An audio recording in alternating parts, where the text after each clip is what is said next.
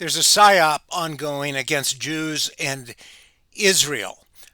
The purpose of the psyop is to create sectarian conflict in America, getting people to attack and dislike Jews, and at the same time trying to alienate America and Israel. In other words, trying to weaken the alliance between the United States and Israel. I'm not the only one who's noticed that. There's somebody by the name of James Lindsay, who is an acute observer. He's a self-styled anti-communist.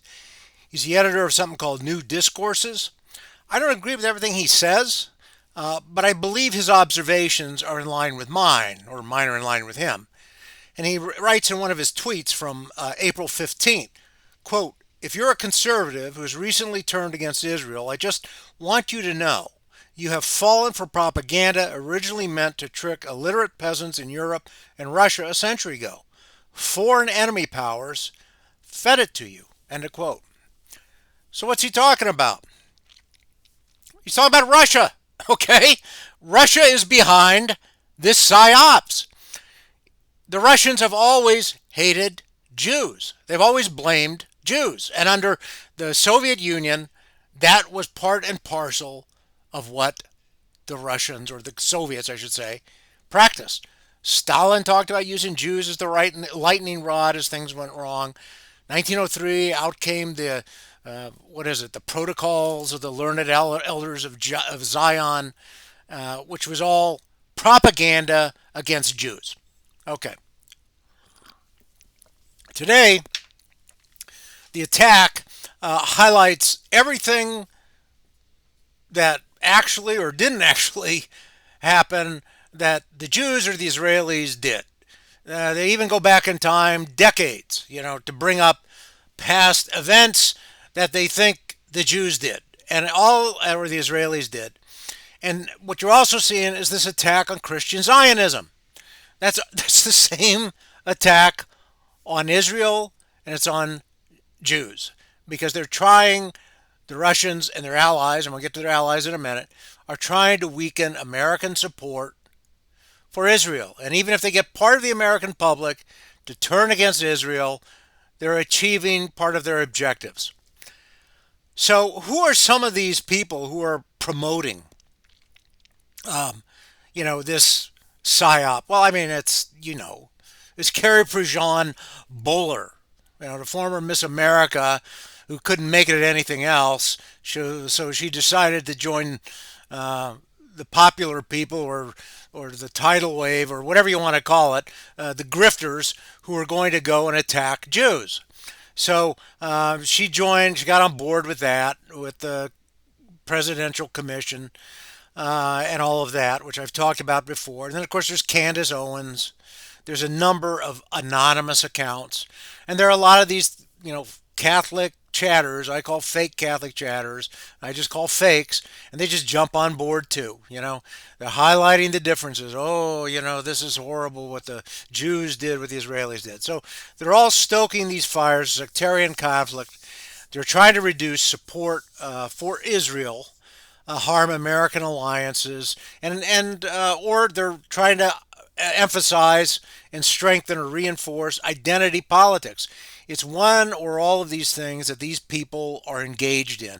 And that serves the Russian geopolitical goals of demonizing Jews, creating sectarian division and conflict in America, and weakening America's alliance with Israel. Now, a lot of this I've gone over before, but it's important we talk about some things, because the images that these people are projecting are just simply wrong.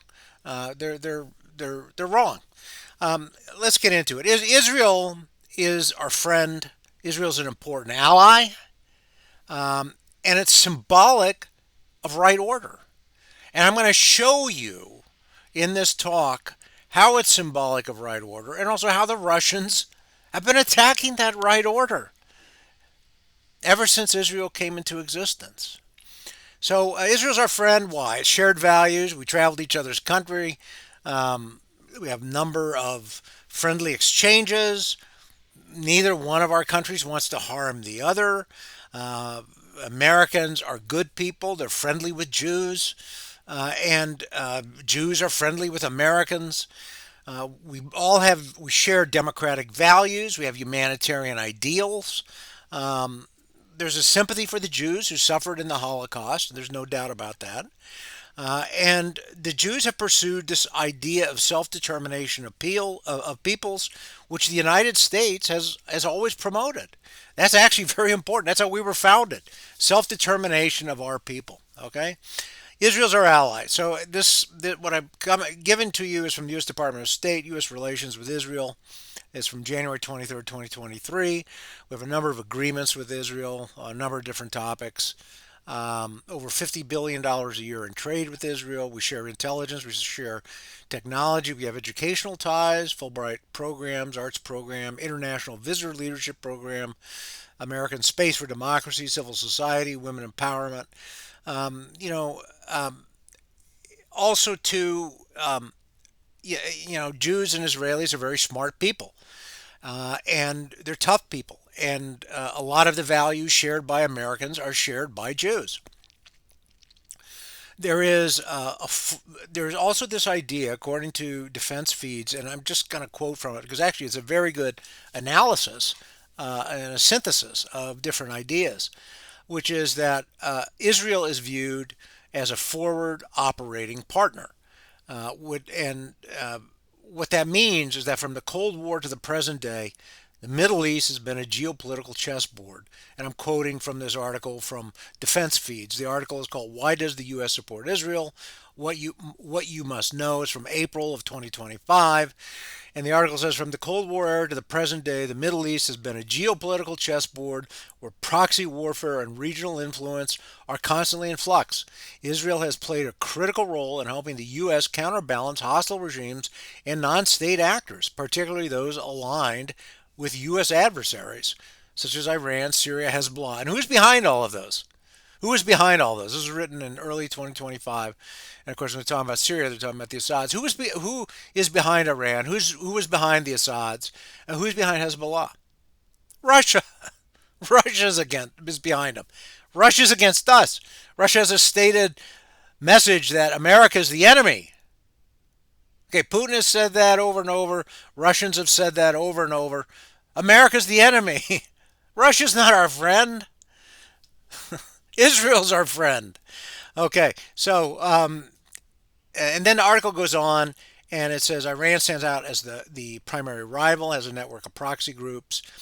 And the article goes on and says Israel acts as a frontline deterrent, conducting precision airstrikes against Iranian weapon transfers, sabotaging nuclear infrastructure, applying relentless pressure to Tehran's ambitions. And Israel also plays an active role in tracking and neutralizing jihadist networks, which are very dangerous. One of the enduring appeals of Israel to the U.S. is that it allows Washington to project power in the Middle East without maintaining a large footprint of U.S. troops. Unlike Iraq or Afghanistan, where American intervention proved costly and controversial, Israel provides a self reliant military force that operates in alliance with U.S. interests.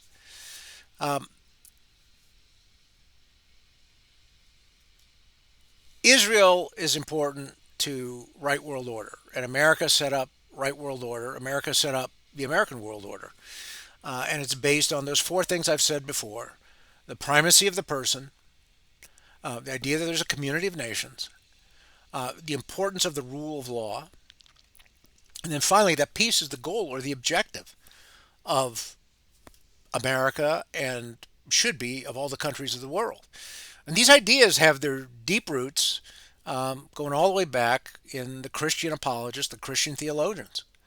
So America is really advancing this, and Israel is helping to advance this American order, which is right world order. So this brings us to a critical matter.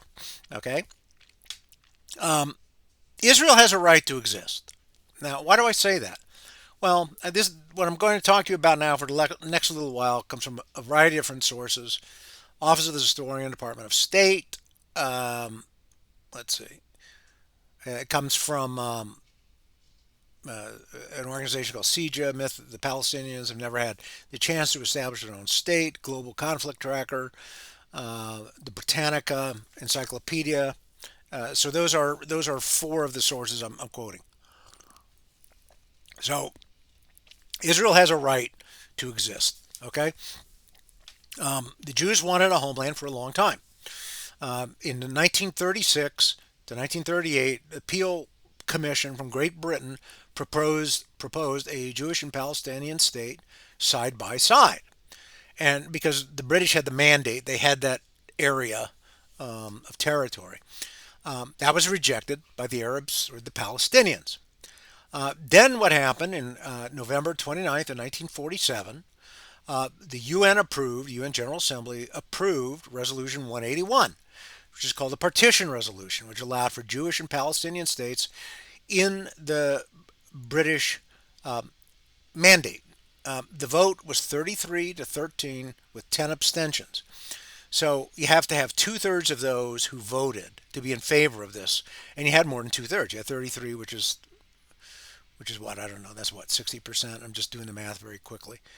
That's more than 60%. That is 4630. That's probably like 70%, 71 or 72%.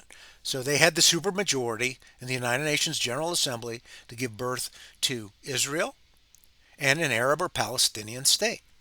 The United Nations was set up, as I've talked about before, primarily by America, along with the United Kingdom and other countries that had the approval of the papacy. And the papacy has consistently, and the church has consistently approved of the work of the United Nations. Now the Secretary of State recommended a trusteeship. The U.S. Secretary of State recommended that. That did not come to pass. And what happened is that if you take a look at the 13 who voted against the resolution, they were Arab states. The Arabs did not recognize Israel when it declared its existence on May the 14th, 1948. And so there was the first of three wars. There was one war in 1948, another in 1967, and another in 1973. Okay, there were three wars. After that, and that included the Arab states, Jordan, Syria, Egypt, attacking Israel or being attacked by Israel. Anyway, fighting Israel back and forth. What then happened was that there were discussions in the late 1970s with Sadat of Egypt and eventually with Jordan.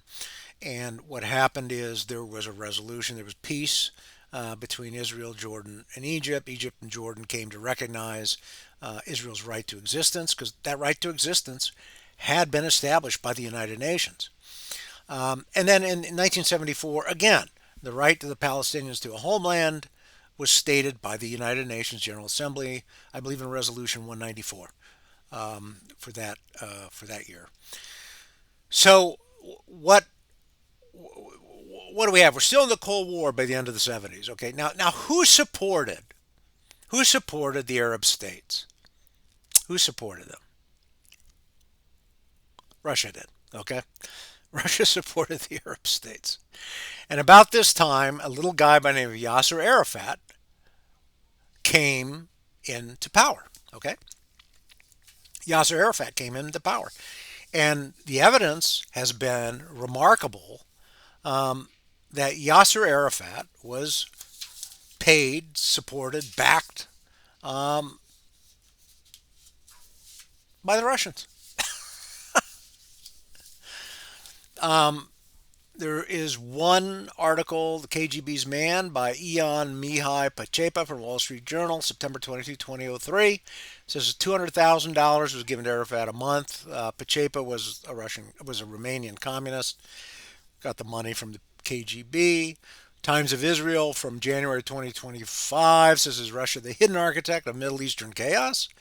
And then Ynet Global in April of this year has an article, The KGB's Middle East Files, Palestinians in the Service of Mother Russia. So what you had is the Arabs and the Palestinian leadership being proxies for the Russians and using the Palestinians to attack Israel, to deny the existence of Israel, which was also a denial then of the authority of the United Nations. See how that works? They wanted to destroy the right order that the UN has established.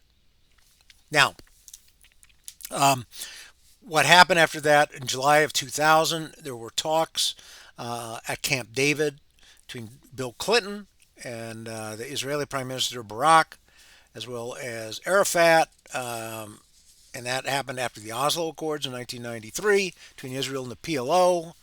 Um, and there was a discussion there about creating a Palestinian state, which apparently was a pretty good deal, but it was rejected by Arafat. And it included Jerusalem as the capital of an independent Palestinian state, religious sovereignty over Temple Mount, and a symbolic number of Palestinians to enter Israel. Again, in 2008, the Palestinian leadership rejected a land for peace offer. And at this time, what you had is Hamas was rising in power at that time. But the Palestinian Authority rejected this idea, and Hamas started to gain power in Gaza. And so what you had is another offer to the Palestinians to establish a state, which is something the UN called for, and it was rejected. There was also an offer to Abraham's Accords in 2020, but the Palestinians did not think that would lead to the right end. So where are we now? Some Arab countries have recognized Israel's right to exist, but the majority don't. Egypt, Jordan, and the UAE recognize Israel's right to exist. Bahrain, Morocco, and Sudan do also. And they normalize relations. 15, 16 Arab League members maintain non-recognition. Okay, so what is it that that we draw from this? I think what you have to look at is the man behind the curtain, and that's Russia. Those are the guys who have been stoking the conflict behind the scenes, who could have been using their good offices to bring peace and help the Palestinians establish a homeland in peace next to Israel. But they didn't. They want conflict, and there's an enormous amount of evidence of that. Some of the sites I've given you. And Hamas, of course, is funded or helped by the Russians. The Washington Institute for Near East Policy in November 2023 wrote an article, Russia's relationship with Hamas and Putin's global calculations. The Palestinian people have been used, and that's what's tragic. They have been used, and they have been badly hurt as a result of that use by the Russians.